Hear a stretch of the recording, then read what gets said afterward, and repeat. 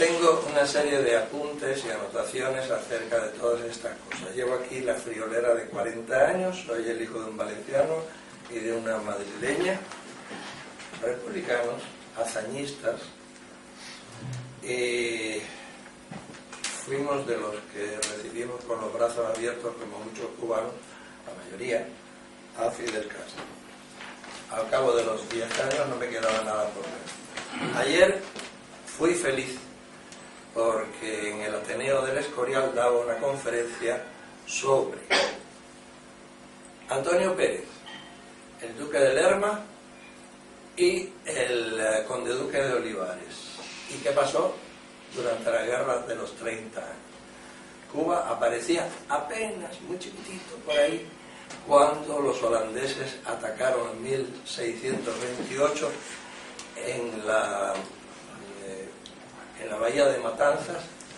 La flota española que venía con el oro y la plata se quedaron con ella, mandaron a los españoles de vuelta, no los asesinaron en una barca de Bencijada, son 100 kilómetros de vuelta a La Habana, y ellos se llevaron eso, con lo cual construyeron 61 barcos y abrieron el Banco de Ámsterdam. Die Banken van Amsterdam, se diría en neerlandés. Bueno, no he hecho más que empezar.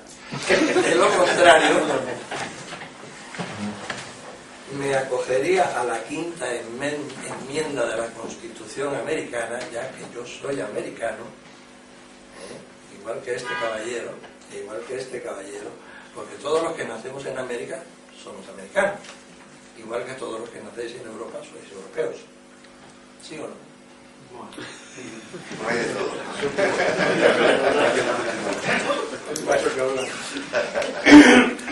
Yo he hecho una serie de anotaciones, etcétera, etcétera, acerca de las exageraciones que hizo el señor Castro delante del Papa Wojtyla, a quien yo venero especialmente, y quiero señalar que lo de los 70 millones de indios muertos, etcétera, en América entera no había 70 millones de indios, ni nunca los hubo. En donde más indios hubo fue en la meseta de Tenochtitlan, que efectivamente en 1520, cuando llega Hernán Cortés, habría unos 3-4 millones, y en 1530 se quejaban los dominicos y los frailes en sus escritos de vuelta a la península, de que se les moría. Y la mayoría, el 90% de los indios se murieron porque no tenían anticuerpos para soportar lo que europeos y africanos ya soportaban hacía 10, 15 generaciones. Ese es el motivo. Pero muertos en combate, menos del 1%. La leyenda negra española realmente empieza con Felipe II, que era un personaje, le llamaban el Rey Prudente, pero empieza especialmente con Antonio Pérez, hombre realmente perverso. Continúa con Lerma, hombre verdadero, un chorizo integral, absolutamente, y el pobre conde duque de Olivares, que realmente intentó reparar las cosas, pero no pudo. Ahí empezó la decadencia en la batalla de Rocroi. Para más, si queréis ver cómo terminó el tercio español y fue vencido finalmente en la batalla de Rocroi, poneros en CD la película A la Triste, que está muy bien al final, después de 2 horas. Yo advertí de que era un peligro darle la palabra a otro. Sí. En cuanto a... Aquí se ha mencionado, y no me es de mi simpatía, el personaje del cardenal Ortega Alamino. Es cardenal de la Iglesia Católica, etcétera, y merece respeto por ello. Yo soy nominalmente católico, no obstante soy un pecador, sobre todo contra el 6º y el 9º mandamiento, que me imagino que es el peor de absolutamente la mayoría de las personas aquí presentes. Veo sonrisas en los caballeros, en algunos. Bien. Lo que quiero decir es lo siguiente. Ortega, y voy a hacer una defensa de su quehacer, puede que no responda a lo que nosotros querríamos de él, que es demasiado, digamos, diplomático. Pero hay una cosa cierta.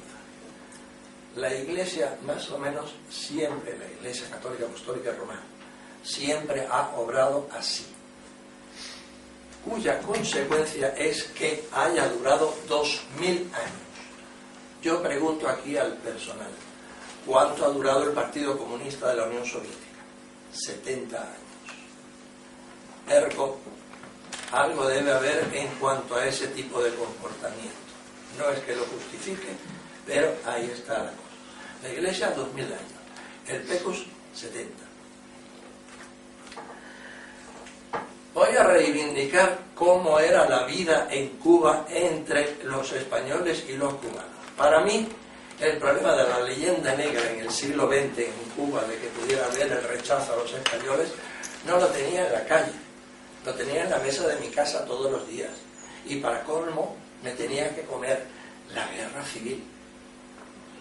Que si no sé qué, que si la verdad. Conclusión que acabé, cuando llegué aquí en 1970, tuve que informarme y al final acabé siendo informado fundamentalmente por dos historiadores. El primero, el más antiguo, Ricardo de la Cierva, y el segundo, el más moderno y más odiado, Pío Mo, al cual tuve el placer de conocer el año pasado, en mayo, cuando firmábamos en la Feria del Libro, porque él estaba 2 casetas más adelante que yo. En República, de 1902 a 1958, Cuba tenía 3 millones de habitantes cuando llegó la República. Nominal, lo que se quiera, los americanos, que si la controlaban por abajo, que si por aquí. Bien, vale, lo que queráis. Pero funcionaba, y funcionó, y lo que pasaba es que empezó a enriquecerse el país, y entonces aceptó inmigración. Y con 3 millones de habitantes cubanos, llegó aproximadamente, oficialmente 800.000 españoles, oficiosamente 1,5 millones, o sea, la mitad de los cubanos, que vinieron a enriquecer desde todo punto de vista el país, y se convirtió el país en un país de 4,5 millones. Sus hijos y sus nietos y bisnietos están en su mayoría en Miami, y aquí hay 3. Hay más, ¿verdad? Pero están por ahí. ¿Qué pasaba en la Cuba republicana, etcétera, etcétera, tan vilipendiada por Castro? Pues que había un centro gallego inmenso que, por cierto, se lo han devuelto a don Manuel Fraga Iribarne. Un centro asturiano del cual mi propio abuelo fue el director hasta 1923, en que murió. Un centre catalán que también lo había, porque había un montón de catalanes y había absolutamente todas las pequeñas nacionalidades españolas en Cuba, y vivían perfectamente y no pasaba absolutamente nada. La Quinta Covadonga. Siempre la Quinta Covadonga, siempre había la cosa esa popular de eres el gallego, etcétera, que si no te bañas mucho, y que porque los cubanos siempre hemos presumido de bañarnos más que nadie, el pueblo más limpio de la tierra. Pero que no pasaba absolutamente nada.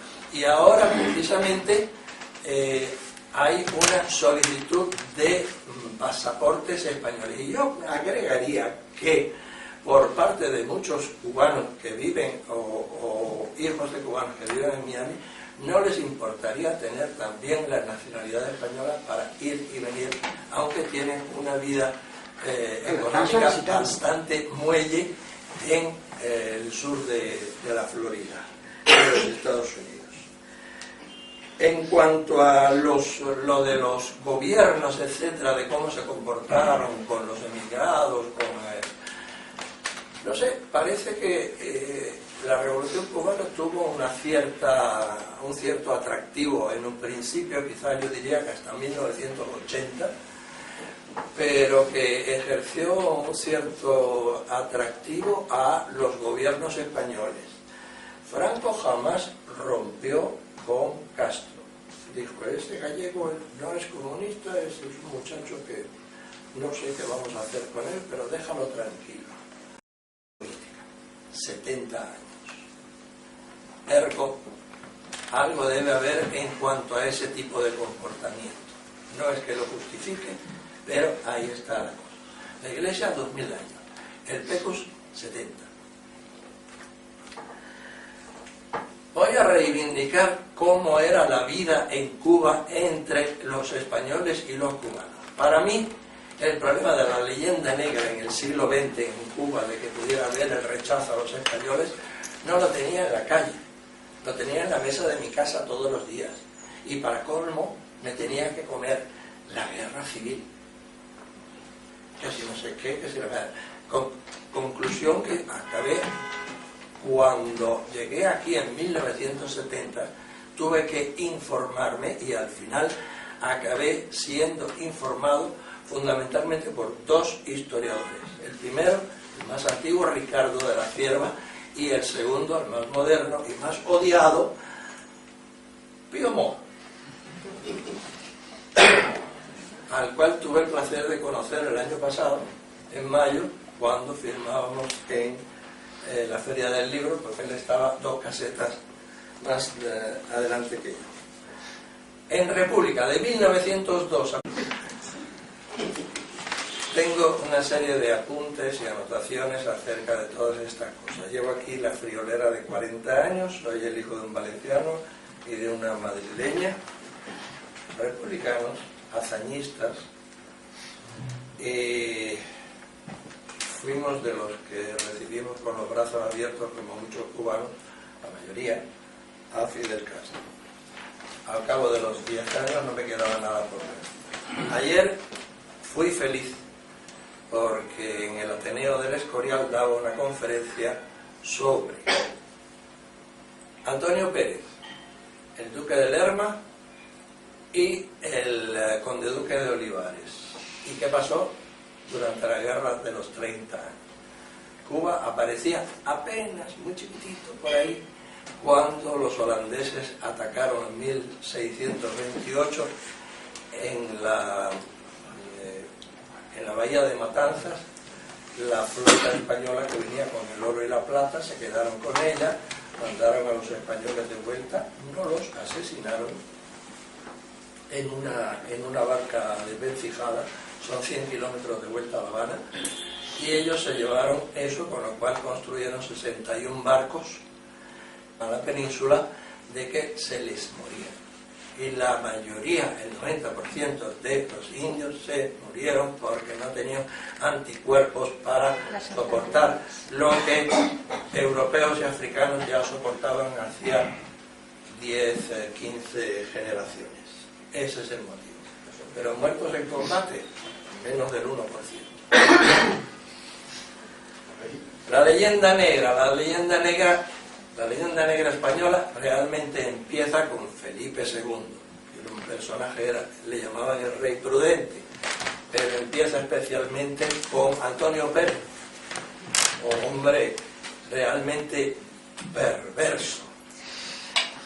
Continúa con Lerma, hombre de un chorizo integral, absolutamente, y el pobre conde-duque de Olivares, que realmente intentó reparar las cosas, pero no pudo. Ahí empezó la decadencia en la batalla de Rocroi. Para más, si queréis ver cómo terminó el tercio español y fue vencido finalmente en la batalla de Rocroi, poneros en CD la película A la Triste, que está muy bien al final, después de 2 horas. Y abrieron el Banco de Ámsterdam. Die Banken van Amsterdam, se diría en neerlandés. Bueno, no he hecho más que empezar. De lo contrario, me acogería a la 5ª enmienda de la Constitución americana, ya que yo soy americano, igual que este caballero, porque todos los que nacemos en América somos americanos. Igual que todos los que nacéis en Europa sois europeos. ¿Sí o no? No hay de todo.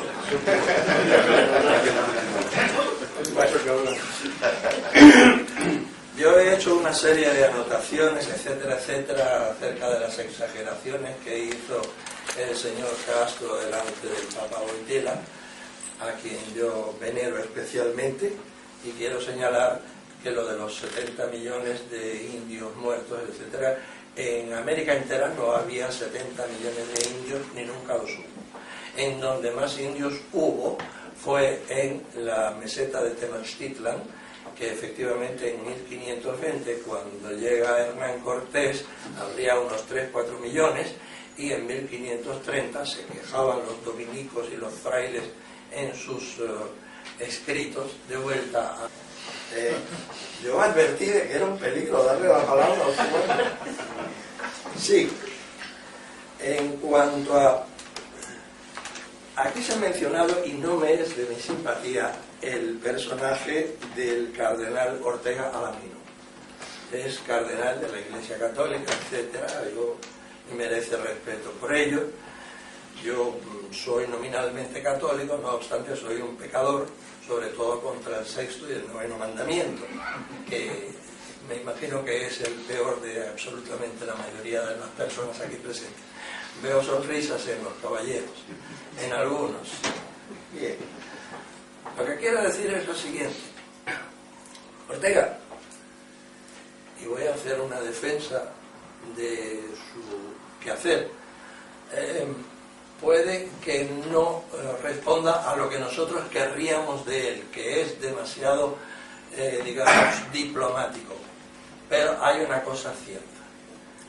La Iglesia, más o menos siempre, la Iglesia Católica Apostólica Romana, siempre ha obrado así, cuya consecuencia es que haya durado 2000 años. Yo pregunto aquí al personal, ¿cuánto ha durado el Partido Comunista de la Unión Soviética?